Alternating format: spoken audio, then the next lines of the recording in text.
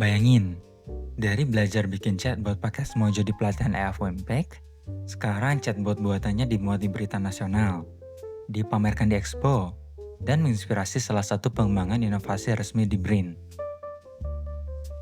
Di episode kali ini, kita bakal ngobrol langsung sama Ibu Elvira, researcher di BRIN. Penasaran gimana ceritanya? Yuk kita mulai.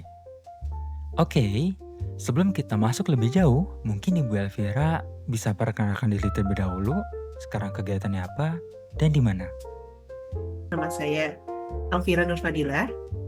Saya adalah periset, dulu sih istilahnya rekayasa atau engineer di salah satu pusat riset di BRIN, namanya Pusat Riset Sains Data dan Informasi. Dulu institusi saya namanya BPPT, tapi sekarang sudah merger jadi BRIN. Dan memang saya itu tergabung di salah satu kelompok riset namanya Natural Language Processing. Makanya kerjaan saya memang terkait dari bidang Natural Language Processing. Wow, keren banget. Jadi memang background-nya sudah di bidang NLP ya? Nah, dari situ akhirnya Ibu Elvira kenal Impact dan Smojo. Boleh diceritain nggak? Awalnya gimana bisa gabung di program ini? Nah, kalau di AI for Impact ini, saya tergabung di salah satu pelatihan dari Kominfo, AI Chatbot Development for Non-Programmer. Jadi memang tingkatannya mungkin bukan berarti tidak perlu skill programming, tapi tidak perlu mungkin high level skill programming. Jadi saya ngerasa untuk orang yang mempunyai basic programming, mempelajari ini tuh tidak sesulit kalau kita develop dari scratch. Dan saya juga kebetulan bukan sendiri mendevelopnya, jadi ada tim yang waktu itu dipertemukan di grup Telegram, yang kita juga nggak tahu siapa aja. Jadi saya dan teman saya Ipah yang sama-sama dari BRIN, dan Novi ya, tapi ada lagi dua lagi, Dea dan Abri yang non BRIN gitu. Tapi kita walaupun tidak pernah bertemu langsung, kita alhamdulillah komunikasinya baik, dan bisa mendevelop chatbot yang namanya tuh chatbot Sabi, Smart Assistant Beasiswa Internasional. Interesting. Jadi timnya dipertemukan di Telegram dan belum pernah ketemu langsung gitu ya? Kayak tetap bisa kolaborasi dan bikin chatbot bareng gitu. Nah, untuk nama chatbotnya sendiri itu Sabi ya, Bu? Smart Assistant Beasiswa Internasional. Ini idenya dari mana, Bu? Mungkin boleh kasih tahu dan juga alasan kenapa pilih topik ini? Karena memang saya waktu itu memang ada rencana untuk kuliah di luar, jadi sekalian saya cari informasi tentang kuliah di luar. Kemudian saya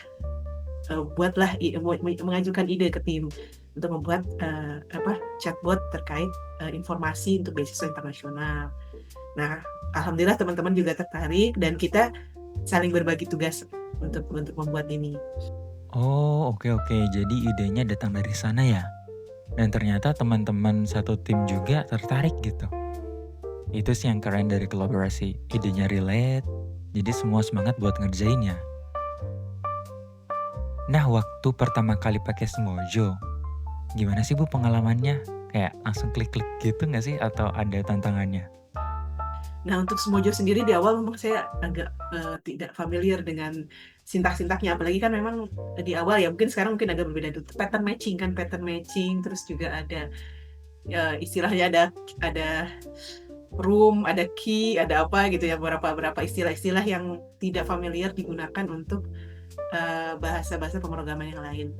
Tapi dari situ jadi bisa tahu memang kan pattern matching itu tricky ya. Iya ya, wajar sih. Karena Smojo itu emang punya pendekatan yang berbeda dari bahasa pemrograman biasa. Tapi justru itulah letak asiknya. Nah, waktu ada kesulitan teknis gitu, apa yang Ibu Elvira lakukan? Kayak apakah ada support dari mentor? Saya kebetulan tidak bisa langsung paham ya waktu itu, jadi ada beberapa fungsi-fungsi yang saya itu harus konsultasi dengan Mr. Arnold, dan Mr. Arnold sangat membantu sekali untuk ini bagaimana sih cara mendevelopnya. Jadi setelah diberikan contoh oleh Mr. Arnold, saya bisa membuat sendiri dengan versi-versi yang lain. Nah ini yang penting ya. Jadi di program ini teman-teman gak sendirian. Ada mentor yang bisa dihubungi. Dan ternyata setelah dikasih contoh, Ibu Elvira bisa langsung eksplorasi bikin versinya sendiri. Itu keren banget sih. Nah, buat teman-teman yang nonton ini dan mungkin pengen coba bikin chatbot tapi ngerasa, saya mah bukan programmer. Menurut Ibu Elvira, semudah apa sih sebenarnya mulai bikin chatbot pakai Smojo?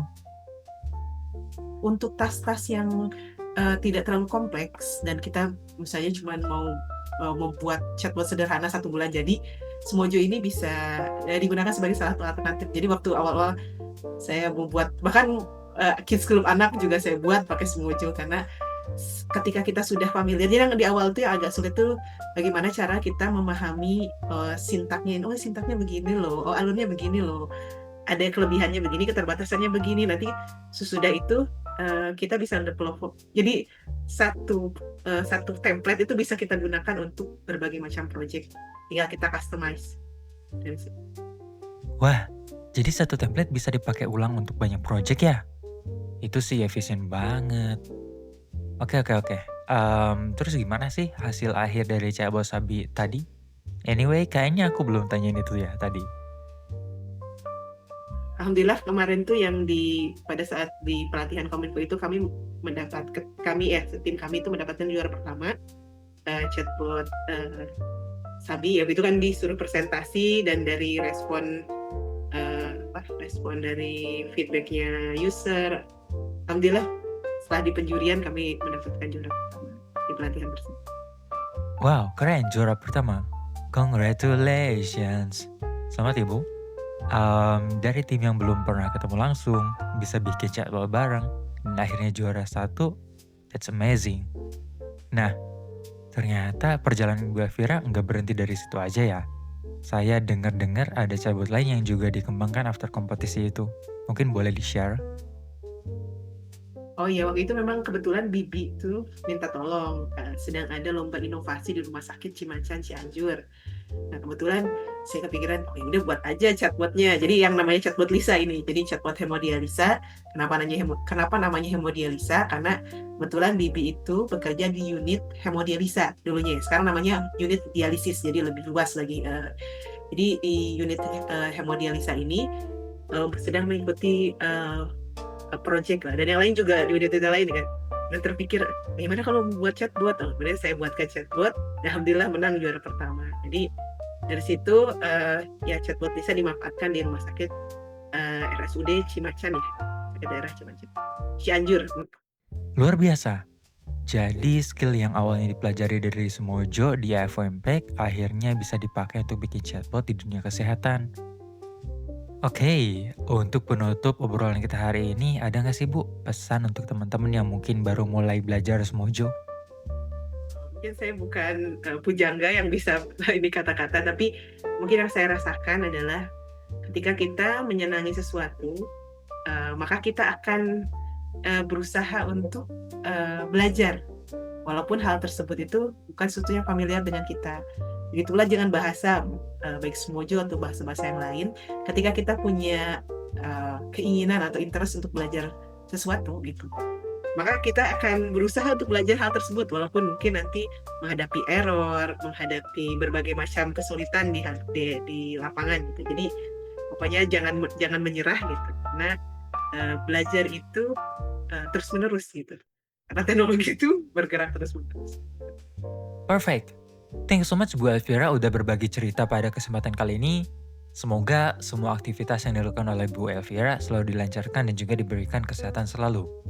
Nah, buat teman-teman yang terinspirasi dari cerita Bu Elvira dan pengen mulai belajar bahasa pemrograman Smojo, misal pengen bikin chatbot untuk bisnis, untuk kelas, untuk teman belajar, atau sebagai objek penelitian tugas akhir, langsung aja join ke grup WhatsApp atau Telegram FOMPEC dengan scan QR Code yang ada di layar.